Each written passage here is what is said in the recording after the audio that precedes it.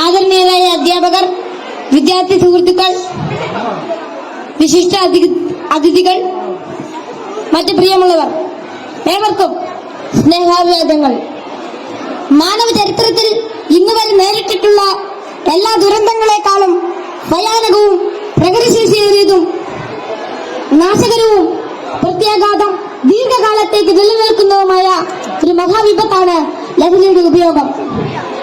ഓരോ കുട്ടിയുടെയും ജീവിതത്തിലേക്ക് ഹരമായും ഉന്മാദമായും ഉറ്റ ചങ്ങാതിയായും മൃദുവാസത്തോടെ പടികയറി വരുന്ന ലഹരി മരുന്ന് ഏതു വിധേനയായാലും ഒരു പ്രാവശ്യം ഉപയോഗിച്ചാൽ പിന്നെ അതിന്റെ തോഴനും പിന്നീട് സന്തത സഹചാരിയായും അധികം വൈകാതെ അടിമയുമാക്കി മാറ്റുന്ന മാന്ത്രിക ശക്തിയാണ് മയക്കുമരുന്നിനുള്ളത്. മയക്കുമരുന്നിന്റെ ഈ മാന്ത്രിക ശക്തിയെക്കുറിച്ച് പറയുമ്പോൾ കടൽക്കിഴവന്റെ കഥയാണ് എനിക്ക് ഓർമ്മ വരുന്നത്. കൂട്ടുകാരെ, നിങ്ങൾ കടൽക്കിഴവന്റെ കഥ കേട്ടിട്ടില്ലേ? വെയിലാറുന്ന സായാഹ്നങ്ങളിൽ കടൽ തീരത്തിന്റെ മണൽത്തട്ടിൽ നടക്കാനാവാതെ അവശനായി കിടക്കുന്ന വൃദ്ധനെ കാണാം. കരുത്തരായ യുവാക്കൾ ഒറ്റയ്ക്ക് ആരെങ്കിലും അടുത്തെത്തിയാൽ തന്നെ അല്പദൂരത്തേക്ക് മാറ്റിക്കിടത്താൻ ചെറുപുഞ്ചിരിയോടെ വിനയാജ്ഞരായ അപേക്ഷിക്കും. മനസ്സലിഞ്ഞ് സഹായിക്കാൻ തയ്യാറായാൽ എടുത്തു മാറ്റാൻ കിഴവൻ അനുവദിക്കുകയില്ല. തോളിൽ കയറ്റാൻ നിർബന്ധിക്കും. തോളിൽ കയറിയാൽ കിഴവന്റെ തനി സ്വഭാവം പുറത്തു വരും. തന്നെ വഹിച്ചവൻ കുഴഞ്ഞു വീണ് മരിക്കുന്നതുവരെ തോളിൽ തന്നെ ഇരിക്കും. നന്നേ ഭാരമുള്ള കിഴവനെ ചുമന്ന യുവാവ് മരിച്ചു എന്ന് ബോധ്യമായാൽ ഇറങ്ങി അല്പമകലെ മാറിക്കിടക്കും, അടുത്ത ഇരയെയും കാക്കാൻ. ഇതുപോലെയാണ് ലഹരിയുടെ ഉപയോഗവും. ഒരു പ്രാവശ്യം രുചിച്ചു നോക്കിയാൽ പിന്നെ രക്ഷപ്പെടൽ അസാധ്യം എന്നല്ല, എന്നാലും വലിയ പ്രയാസം തന്നെ.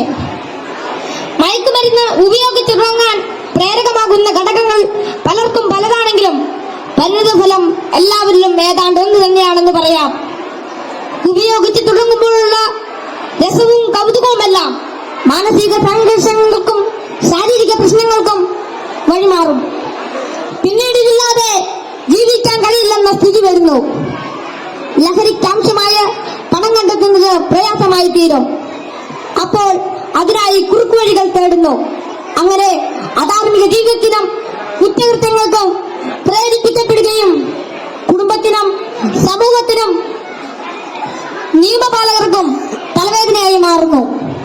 ഇതിന്റെ എല്ലാം ബാക്കി പത്രം എന്ന് പറയുന്നത് നിരാശ, ഏകാന്തത, മാനസിക പിരിമുറുക്കം, ശാരീരിക പ്രശ്നങ്ങൾ, മാനസിക വിഭ്രാന്തി എന്നിവയാണ്. ഈ പ്രശ്നങ്ങൾ ഇവരെ നിഷ്ക്രിയരും നിർജീവനുമാക്കി തീർക്കുന്നു.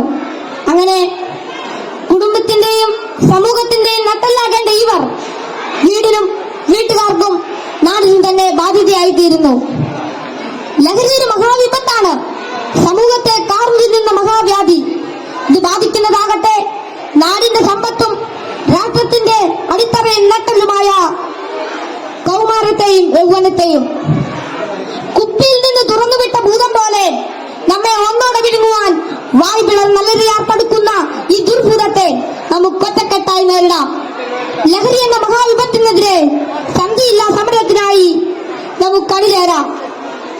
മയക്കുമരുന്നിന്റെ ഉപയോഗത്തിനും വിതരണത്തിനും വ്യാപനത്തിനുമെതിരെ കൈയോട് കൈകോർത്ത് നമ്മെ തന്നെ കാത്തും കൂട്ടുകാരുടെ കാവലാളായും ലഹരിക്കടിമപ്പെട്ടു പോയവരെ ചേർത്ത് പിടിച്ചും ലഹരി വിമുക്ത നാളേക്കായി ഐക്യദാർഢ്യത്തിന്റെ ഉരുക്കുകോട്ട തീർത്ത് മുന്നേറാം. ഉറച്ച തീരുമാനവും വ്യക്തമായ കർമ്മപദ്ധതികളും കൃത്യമായ ബോധവൽക്കരണവും കൊണ്ട് നമ്മുടെ കൂട്ടുകാർക്ക് ചുറ്റും നമുക്കൊരു രക്ഷാവലയം തീർത്ത് മനവും കരവും ഒന്നായി ചേർത്ത് ഉറക്കെ പാടാം. ശിരസ്സുയർത്തി പറയുക ലഹരിക്കടിപ്പെടില്ലൊരു നാളും നാം. ശിരസ്സുയർത്തി പറയുക ലഹരിക്കടിപ്പെടില്ലൊരു നാളും നാം. വരം കണക്കെ കിട്ടിയ ജീവിതം എറിഞ്ഞുടയ്ക്കുകയില്ല നാം.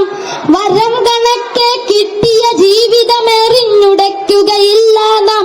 ശിരസ്സുയർത്തി ശിരസ്സുയർത്തി ശിരസ്സുയർത്തി പറയുക ലഹരിക്കടി